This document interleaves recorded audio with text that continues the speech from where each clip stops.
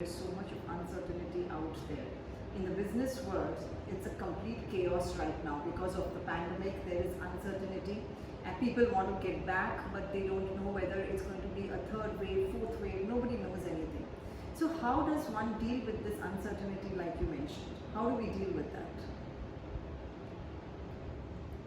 In the Vedic scriptures, the first verse of Vedanta Sutra is called Athato Brahma Jigyasa.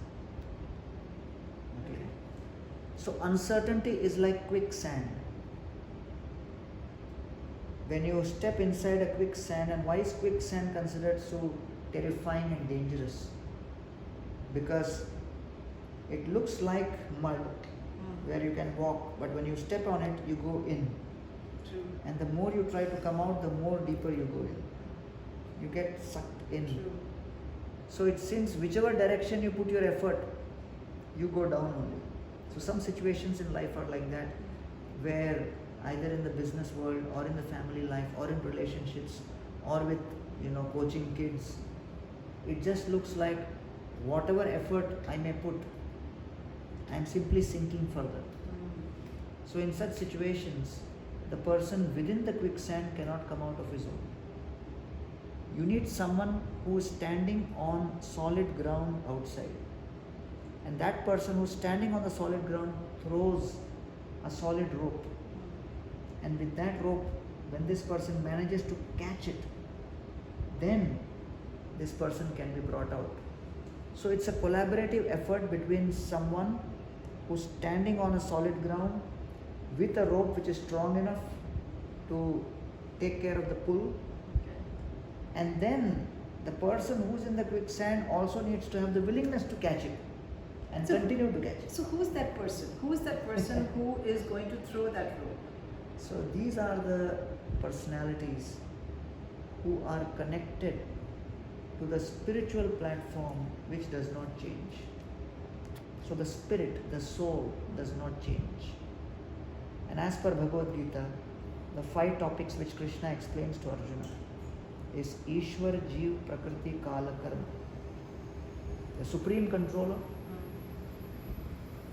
The whole world was brought to its knees under the influence of a virus which total in weight was less than a gram. Right.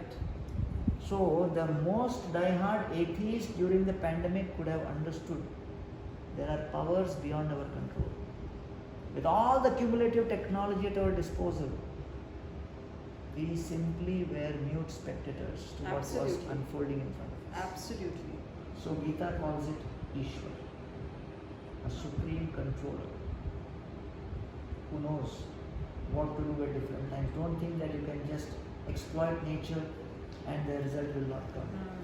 Ishwar, Jiva is the soul. Correct, yes. Prakriti is nature. Kala is time. Karma is activities and reactions to those activities. So, when you understand these, you understand that yes, there is Ishwar and Jiva, the soul, who do not change.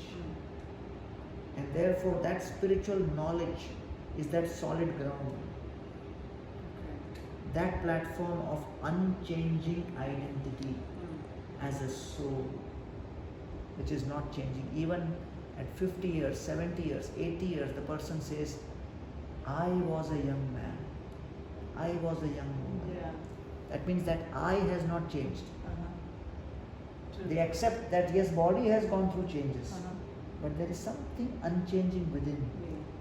So people cannot put a finger to it unless they get trained in this understanding. But intuitively people know.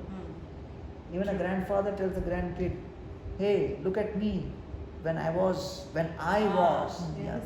So there is something unchanging. So that knowledge of that unchanging identity is what is known as spiritual knowledge, which different traditions present in so many different ways. But the principles are all same. That is the solid ground. Okay. And the person who understands that and standing on the platform of that spiritual knowledge, one who gives that, hope, the rope of hope, that is the spiritual guru, or the person who has access to that spiritual knowledge. And then, when the person who is at the receiving end accepts it, hoards it, then he can do